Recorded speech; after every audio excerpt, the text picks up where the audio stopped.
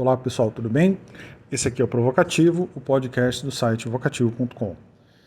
A gente vai fazer uma mudança aqui no podcast, porque antes eu estava fazendo apenas comentários sobre política, análise sobre política nacional, ou principalmente política do Amazonas, mas eu decidi mudar um pouco o foco do podcast. A partir de agora a gente vai tratar dos principais temas da semana que foram abordados no site de uma maneira um pouco mais analítica nessa conversa que a gente tem todo sábado, né?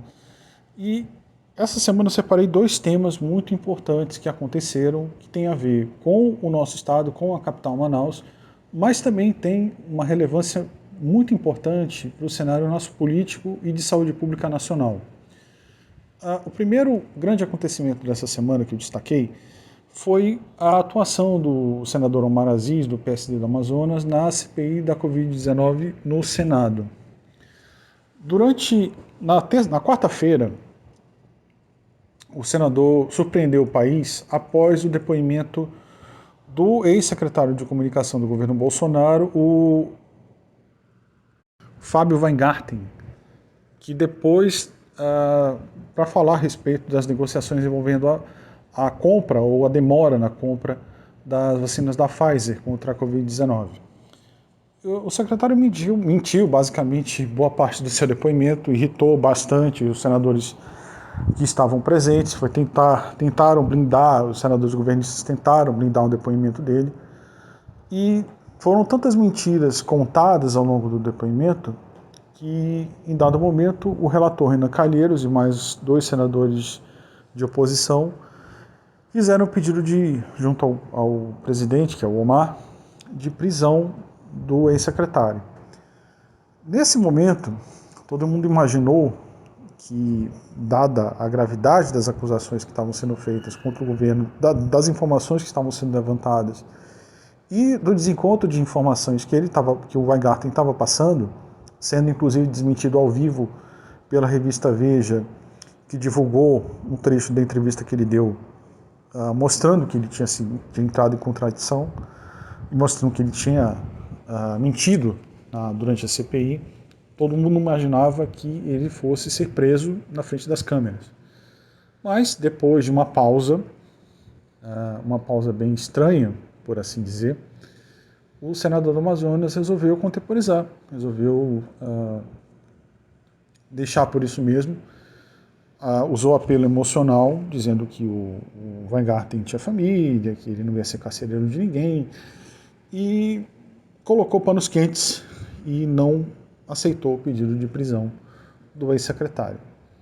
Ao longo de muitos desses dias todos de lá para cá, foram tecidas muitas teorias a respeito do que teria levado o Omar a tomar essa decisão.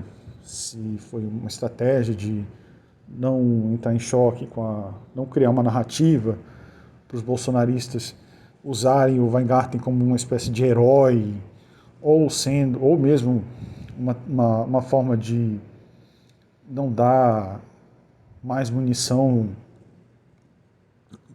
colocar o Pazuello, que deve ser um dos próximos a depor na próxima quarta-feira, mais ainda na defensiva, com medo de ser preso. Todas essas teorias foram levantadas ao longo dos últimos dias. E, embora a gente não tenha exatamente uma resposta, eu fiz uma apuração com algumas fontes que eu tenho aqui, e esse intervalo que ele deu durante a sessão onde foi pedida a prisão do Weingarten, aparentemente tem uma outra explicação para isso, né? Esse intervalo dessa reunião, ou mais precisamente uma razão ligada ao Centrão, na verdade. Coincidência ou não, e aqui não se sabe, é apenas resultado de uma apuração e uma certa análise que eu estou fazendo. Ocorreu aqui no Amazonas, na Suframo, mais ou menos, no Conselho de Administração da Suframo, CODAM, há 15 dias atrás, o secretário de Produtividade, Emprego e Competitividade do Ministério da Economia, o senhor chamado Carlos da Costa, retirou da pauta do CODAN a votação de um projeto da LG na Zona Franca de Manaus que ampliaria a atuação da empresa e geraria muitos empregos aqui, porque, não sei se vocês sabem, viram na mídia nacional, a LG parou a produção de smartphones, ela não vai mais produzir, fechou uma fábrica em Taubaté e parte desses empregos vai vir para cá, para Manaus. Quando foi feita essa votação desse projeto, estava basicamente todo mundo imaginando que, olha, vai ser aprovado, vai ser uma ótima notícia. Sem nenhuma explicação, esse cidadão, esse Carlos da Costa, tirou da pauta a aprovação desse projeto, que gerou, inclusive está no site essa notícia que foi dada na época, que gerou muita indignação da bancada do Amazonas no Congresso, dos deputados estaduais e da opinião pública em geral. Realmente pegou muito mal para o governo Bolsonaro essa mudança de surpresa desse secretário do Ministério da Economia. Coincidentemente ou não, 15 dias depois, exatamente na quarta-feira, do depoimento do Weingarten, de súbito, o mesmo Carlos da Costa rapidamente mudou, com a mesma surpresa que ele retirou da pauta anteriormente, ele aprovou, ele voltou à pauta e aprovou esse projeto e acabou gerando comemoração. Enfim, o investimento da LG vai ser de 325 milhões de reais nos próximos anos. Tá? As fontes que eu tenho dentro aqui dos bastidores da política local me falaram que há uma relação entre o interesse do Centrão na Suframa e pode ter sido uma negociação do PSD para a aprovação desse projeto, seria como se fosse um sinal de boa vontade do governo para haver uma certa pacificação inicial desse depoimento do Weingarten. Não sei se isso se aplica a outras figuras. Né? Há quem diga que o acordo é muito mais amplo do que isso. Né? Que o acordo seria para a substituição, na verdade, do superintendente da Suframa, o general Algacir Antônio Pouzin, que substituiu em 2019 o Coronel Menezes, que saiu para candidato para a Prefeitura de Manaus no ano passado, e é o superintendente desde então. As menções apontam que o Centrão tem interesse nesse cargo, como isso é público e notório, desde que o Bolsonaro fechou acordo com o Centrão, há uma frequente negociação por cargos do governo. Só que essa negociação ela é muito dura para os dois lados, porque o Bolsonaro não quer entregar todo o ouro para os partidos e os partidos também não querem aprovar tudo que o Bolsonaro pede sem que ele pague a fatura, basicamente. Então a gente precisa ficar de olho nesse movimento. Se houver, e há quem diga que ele será substituído nas próximas semanas. O general que atualmente é superintendente da Suframa. Então, talvez, existe a possibilidade, essas fontes estão apontando que esse movimento do Omar, na verdade não seria do Omar, seria do PS, uma orientação do partido dentro dessa negociação do Centrão com o Bolsonaro. Então, esse movimento de apaziguamento, de panos quentes do Omar na quarta-feira pode ter sido, basicamente, uma parte desse acordo.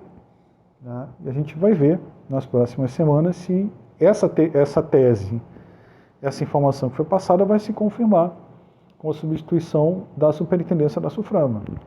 Né? Vamos observar o que vem pela frente.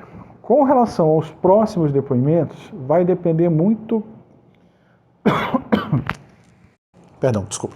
Vai depender muito da decisão do ministro Ricardo Lewandowski, do Supremo Tribunal Federal, se ele vai conceder o habeas corpus preventivo para o Pazuello, que vai depor na próxima quarta-feira. porque basicamente o Pazuello é peça-chave, por exemplo, para a crise que aconteceu em Manaus em janeiro desse ano. Se o habeas corpus for concedido, o que hoje parece ser o mais provável, por quê? Porque o Pazuello, embora ele tenha sido convocado como testemunha, ele é investigado, a gente sabe que ele é investigado. Ele era o ministro da Saúde. Se existem acusações graves contra o ministro, com a atuação do governo federal e do Ministério da Saúde durante a pandemia, ele não é uma testemunha, ele é investigado. Então, basicamente, como o Lewandowski, e aliás, no Supremo existe uma jurisprudência para isso, e provavelmente os advogados do Pazuello vão alegar que, por ele ser investigado em inquérito aberto no próprio Supremo, se ele responder as perguntas durante a CPI, isso pode municiar esse inquérito, e isso seria o mesmo que ele gerar provas contra si mesmo. Então isso poderia ser interpretado dessa forma, e por essa razão o Lewandowski, o que se acredita hoje na imprensa é que ele vai conceder o habeas corpus, e o Pazuello vai ter a possibilidade de não responder as perguntas, e muitas delas são bastante embaraçosas para o governo. E isso vai aliviar, por exemplo, a situação também do Wilson Lima, que a gente sabe, vai aliviar até a página 2, na verdade, porque basicamente a condução do Pazuello da pandemia, principalmente em janeiro, ela é alvo de muita controvérsia. Quer dizer, ela é considerada um ponto-chave para acusações futuras contra o governo.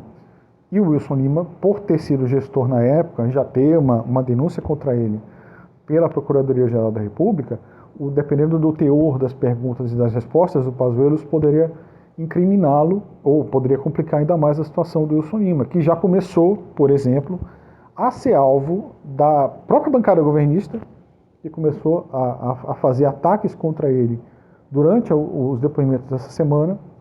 Ou seja, como eu já tinha avisado aqui em outros episódios que o Wilson Lima ia ser alvo de ataque de bolsonaristas, ele continua sendo, ele vai ser ainda mais no decorrer dessa investigação. Então, nesse momento, o Wilson Lima torce desesperadamente para que o Pazuello não responda as perguntas. Porque quanto mais ele responder, mais isso corre o risco de respingar na própria administração do governo estadual dessa crise.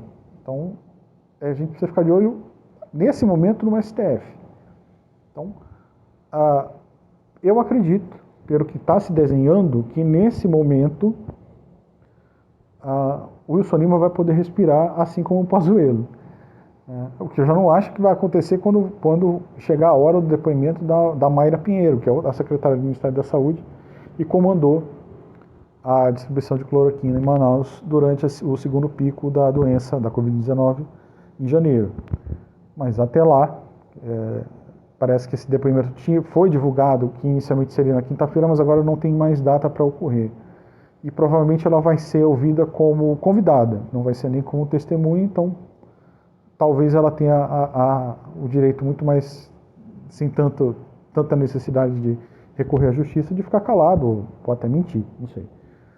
Então, nesse ponto, a gente tem que ficar de olho nesse momento no STF. Mas eu acredito que tanto o Pazuello quanto o Wilson Lima, por enquanto, podem respirar um pouco mais aliviados.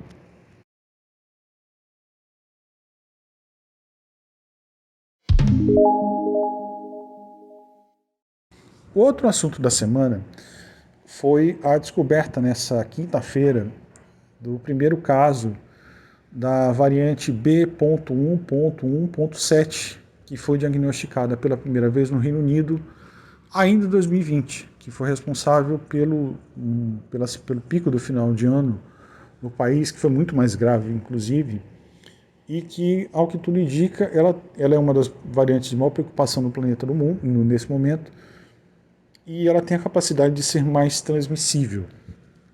As pessoas têm perguntado o que isso significa. Olha, pessoalmente, pela minha cobertura dessa crise aqui no Amazonas, me preocupa menos o fato dela ter sido diagnosticada do que a forma como ela foi diagnosticada. Porque todo mundo quem acompanha o Vocativo sabe que não faltam matérias que eu faço a respeito da deficiência no método de testagem no governo do Estado.